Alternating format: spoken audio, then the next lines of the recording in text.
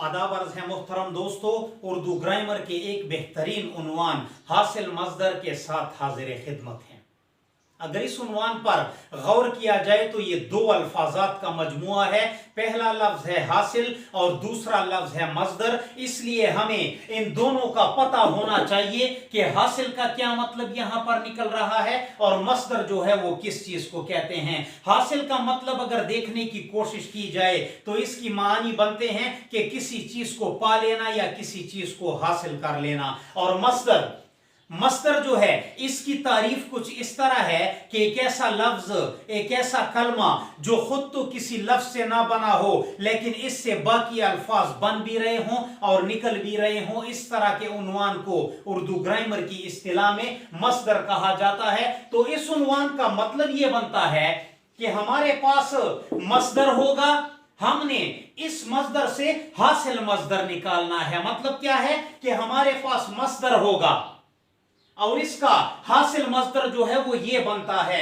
हमारे पास मस्दर है, इसका हासिल मस्दर जो है वो ये बनता है। खेलना ये लफ्ज है हमारे पास, इसका हासिल मस्दर जो है ये खेल बनता है। हम इस तरह भी कह सकते हैं कि ये मस्दर का लफ्ज जो है ये किस लफ्ज से निकला है, या ये मस्दर का लफ्ज जो दिया गया है इसके मानी क्या बनते हैं। इसके मानी लिख दो, आपका हासिल मस्दर जो है वो बन जाएगा। सबसे पहले इसकी देखते हैं तारीफ को, उसके बाद फिर मिसालों की तरफ आते हैं।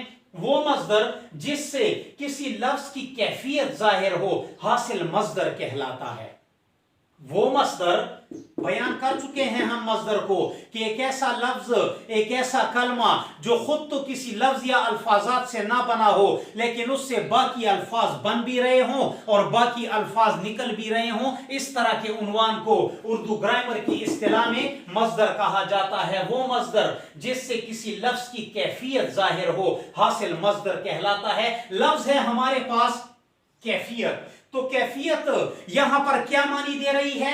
कैफियत के मानी देखने की अगर कोशिश की जाए तो ये असर के मानी देता है या नतीजे के मानी देता है। किसी चीज का असर, किसी चीज का नतीजा जो है वो कैफियत कहलाता है। वो मस्दर जिससे किसी लफ्ज की कैफियत जाहिर हो रही हो हासिल मस्दर कहलाता है। मतलब क्या है इस चीज का, कैफियत किस चीज को कह रहा है यहां पर देखने की कोशिश करते हैं। हमारे पास है मस्दर मारना।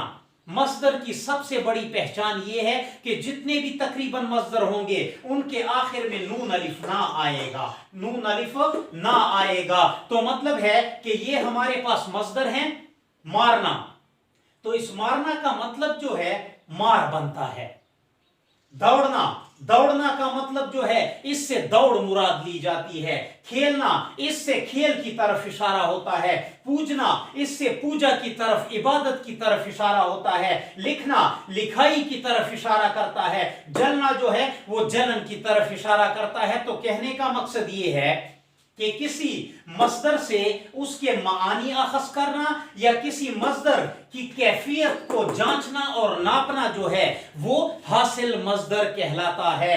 मस्दर की सबसे बड़ी पहचान ये है कि इसके आखिर में जो है वो नून अलिफ ना आएगा और मतलब है इसका मतलब जो है मार बनता है, इसका मतलब जो है दौड़ बनता है और ये खेलना जो है खेल की तरफ इशारा करता है। पूजना जो है पूजा के मानी दे रहा है। लिखना लिखाई और जलना जो है वो जलन के मानी दे रहा है। तो कहने का मकसद ये है कि हासिल मस्दर के मतलब को समझ लें कि मस्दर किसे कहते हैं।